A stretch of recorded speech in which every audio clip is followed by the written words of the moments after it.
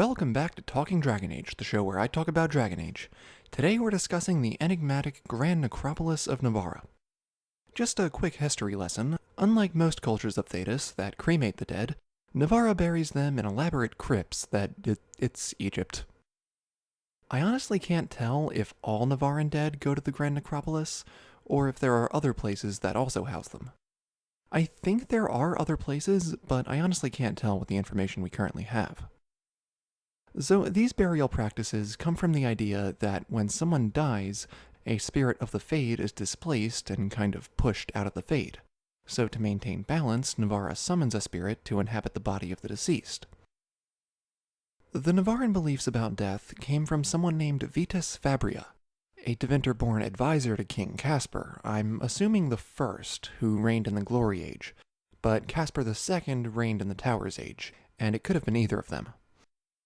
Inside the Grand Necropolis are elaborate palaces and mansions and gardens, all so the dead may have a nice place to hang out in. As I say this, I'm getting the image of two skeletons hanging out in a fancy living room just gossiping about what their host bodies did in life, or maybe about the silly humans that stuck them in this place. It's a funny idea. So yeah, the Grand Necropolis is huge and elaborate and houses bodies possessed by spirits. Many nobles start building mansions and stuff there when they're young. Others have ancestral places that are already built. There is a huge open-air area that is open to most people, while the lower areas are progressively more restricted. Overseeing all of this are the Mortalitasi. The Mortalitasi are a group of necromancers that oversee all the dead in Nevarra. They manage the whole burial process, maintain the Grand Necropolis, and protect the cultural heritage of Nevarra. There are some subgroups within the Mortalitasi that serve different roles. Some have duties relating more to politics, some have the responsibility of maintaining the Grand Necropolis, and more.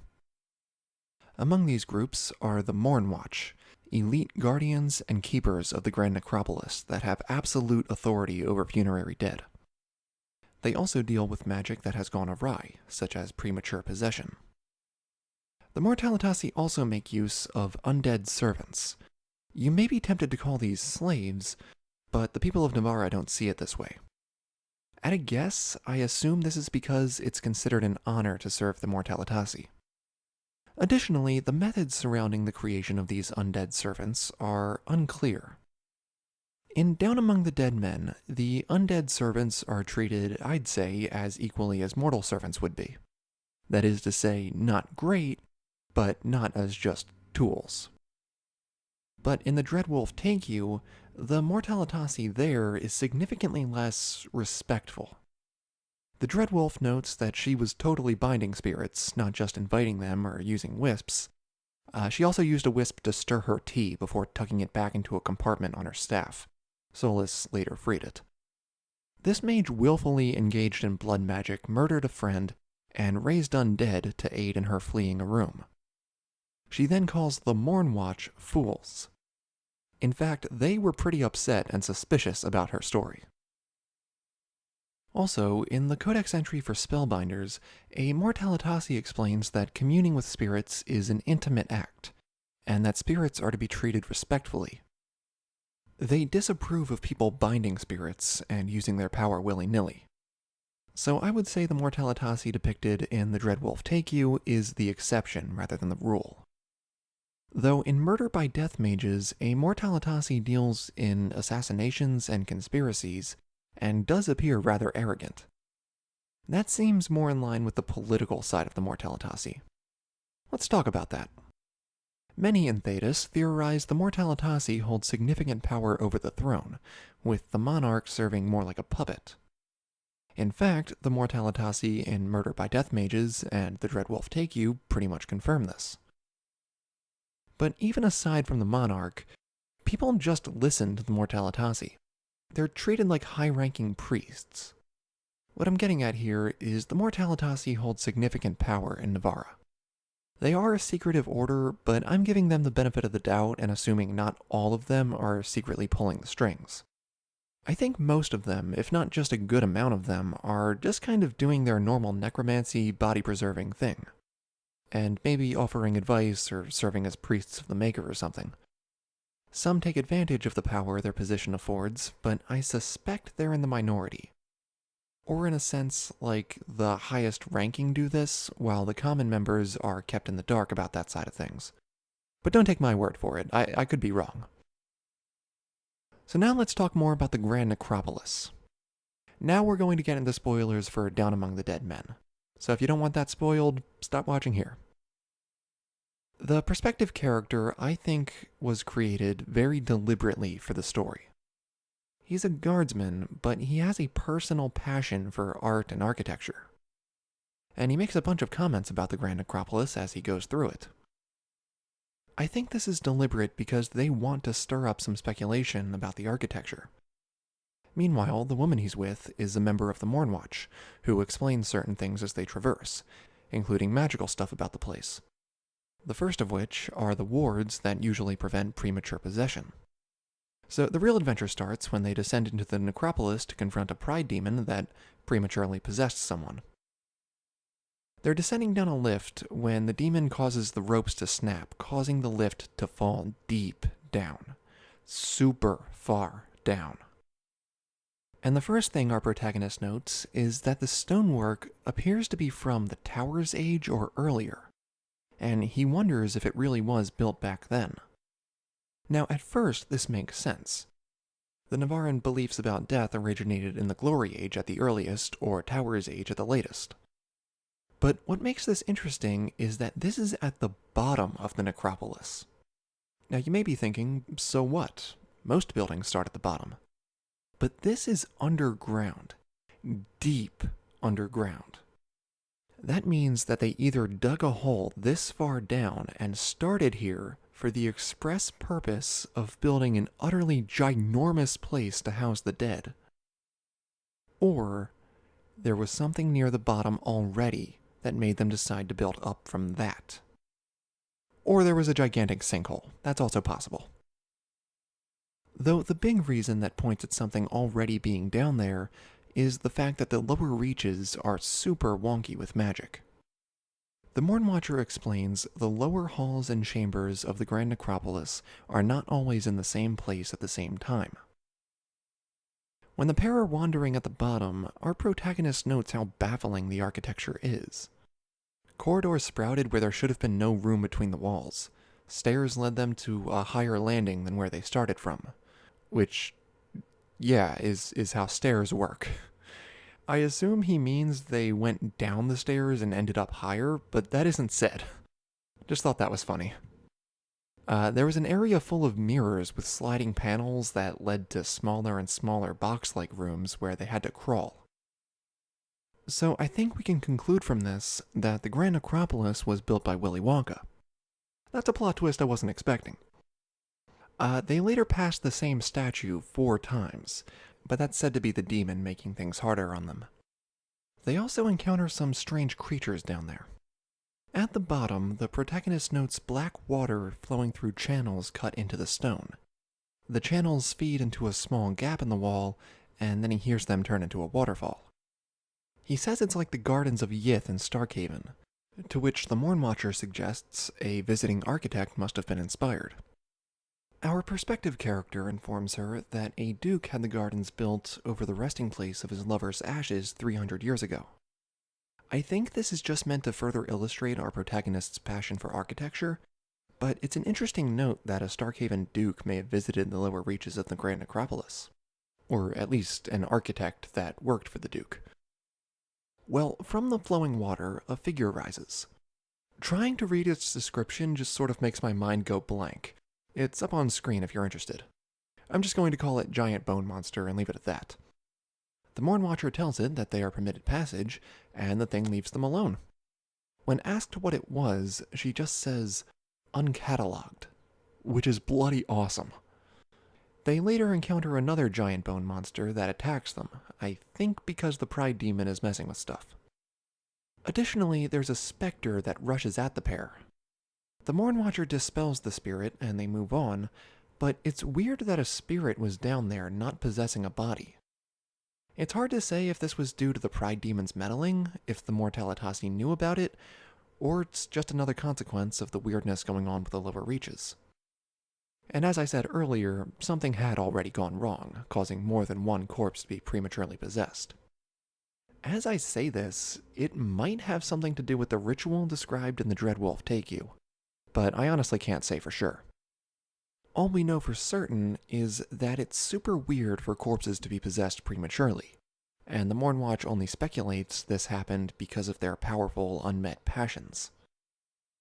So that's actually about all there is to say on the Grand Necropolis, but there's one description I skipped over that I want to talk about. He stood in awe in the arena-sized tomb of a warrior queen, carved with a riot of battles and feasts that cavorted on the stone. He shivered at the majesty of the flowering gates closing off a silent, enormous grave. He crossed a bridge made of giant's bones over a pit of skeletons of a sort he did not recognize. He hid from a wheezing thing that doused all the light around it, but left lingering gray shadows when it was gone. Guys, this place sounds wonderful and I have to see it. This is perfect for a DLC with some horror elements. Please make it. And so finally, I want to talk about the origin of the necropolis. I touched on this earlier, but I think something was already down there that made them decide to build up from that. And in addition, I think it may tie into the origin of the Nevarran death beliefs. So this guy, Vitus Fabria, Tevinter-born advisor to King Caspar, started preaching the idea that when someone dies, they pass through the veil, and that causes a spirit to be displaced. This caught on and led to the Nevarran death practices we see today. This was why they started practicing necromancy, founded the Mortalitasi, and constructed the Grand Necropolis. But where did this idea come from?